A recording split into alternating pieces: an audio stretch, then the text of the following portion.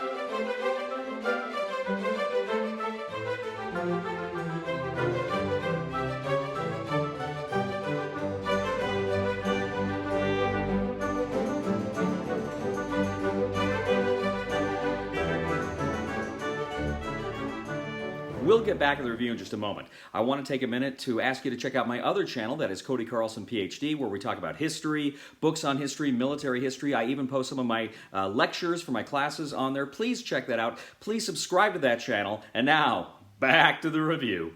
In the Castles from Tuscany from Ravensburger, 2 to 4 players take on the roles of nobles as they attempt to build the greatest communities in all of Tuscany.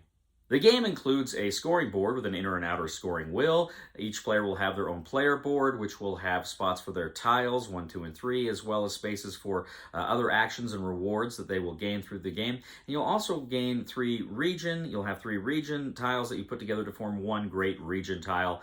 And you're going to place one of your tiles there, one of your little smaller tiles there, in order to start the game.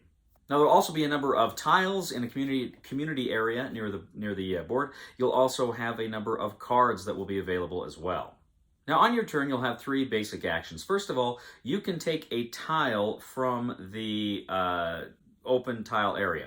Now, with your player board, you have kind of a space to hold tiles, and you'll have options later as the game goes to take other special tiles you place next to it to give you more storage. But you can take one and place it on your storage area.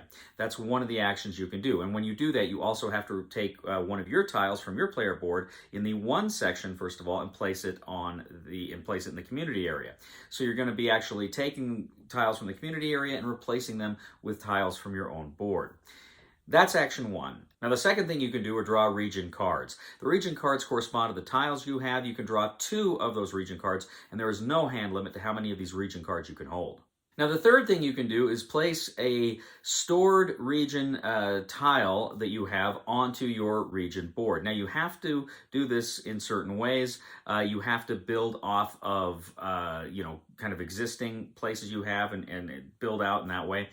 And as you're doing that, you have to play, in order to take this action, you have to play 2 cards that correspond to the same color of the tile you're playing. You have to play them. And you have options. I believe if you play 4 other cards, they can go ahead and kind of take the place of the cards you're actually playing, so it costs more. But you can play these 2 cards, all things being equal, you can place your tile. Now, when you place your tile, you're going to get different rewards. Like I say, you can get things like more storage if you want. You can draw another kind of card that gives you kind of random bonuses. You can gain a quarry, a piece of stone, which allows you to take an extra action. You can gain workers, which you can substitute for cards. You can gain the ability to draw 3 cards instead of 2 cards or more cards on your turn. So there's a lot of different bonuses that you get when you place the tiles on your region area.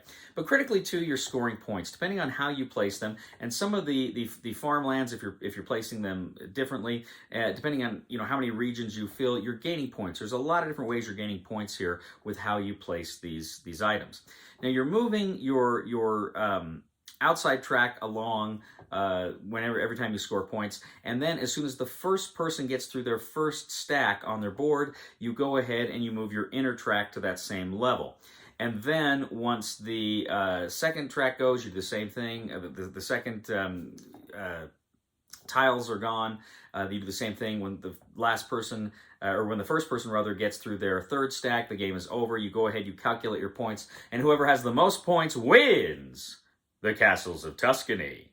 So the Castles of Tuscany, Ravensburger sent me this game a while back, and I'm just now getting to review it. And it's due largely because my friend Nate really wanted to try it out. And so he and his wife had us over, Kim and I, and we were playing the game. And, it's a Euro. And I don't, my feelings about Euros if you watch the channel. There's some I really like, but generally they're not my favorite cup of tea. I was scared this one would be heavier than I liked, and I'd read through the rules, and this is the kind of game that I can't really gauge on how heavy it's going to be until I actually play it, but it didn't look too bad. But as we're playing it, I realize it's not too bad. This is not a very difficult game to play or learn or to teach. It's really not, and it moves pretty quickly.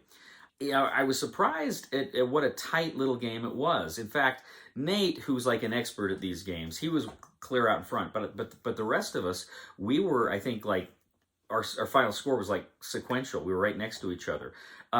So depending on, I guess, if you got an alpha there that can just really take it and run with it, it's a good thing. But it seemed to me that it was a fairly tight game for the most part. It's interesting too. This is one of those games where you feel like every turn, you know what your turns are going to be. You know it's either draw a card, take a tile, place a tile. And with that in mind, the turns move really quickly. It was like, oh, okay, yeah, I got this coming up. Okay, boom, boom, boom, boom, got that. And then, okay, yeah, got that. It moves pretty quickly, and it's a pretty solid game. It's a pretty interesting game as far as Euros go. Not a lot of theme. There's not a terrible amount of theme here, like a lot of Euros. And that's one of my issues with a lot of Euros is I love theme. I love to immerse myself in the story of the game. And when there's not a lot of theme, it's harder to do that. So there's really no theme here. But I found myself enjoying the game nonetheless. It was fun. It was pretty quick, relatively speaking. Like I say, fairly easy to learn. And as far as Euros go, it was enjoyable. Now, this is not a game I think I'm going to be playing often. In fact, I might give it away or donate it. But I still did enjoy it. And I think if you're somebody who really does like Euros and you're looking for one that's not too quick, not too long, but is still fairly engaging and fun, I would go ahead and I'd recommend it. I'd say you'd want to buy this one.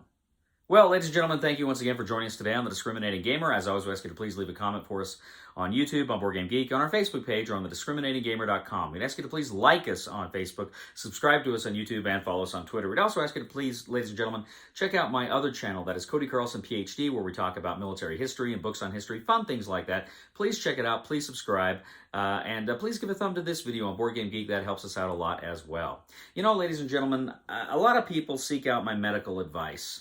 And I've had a lot of women ask me if they should have kids after 35, and I always tell them no. 35 is far too many as it is. Please somebody help me on my feet again, and I don't know where I'm going, and I don't know where I've been. Please somebody help me on the solid ground. It's a long time, and I'll be dying. Once a year I wind up in the bed. I love pizza.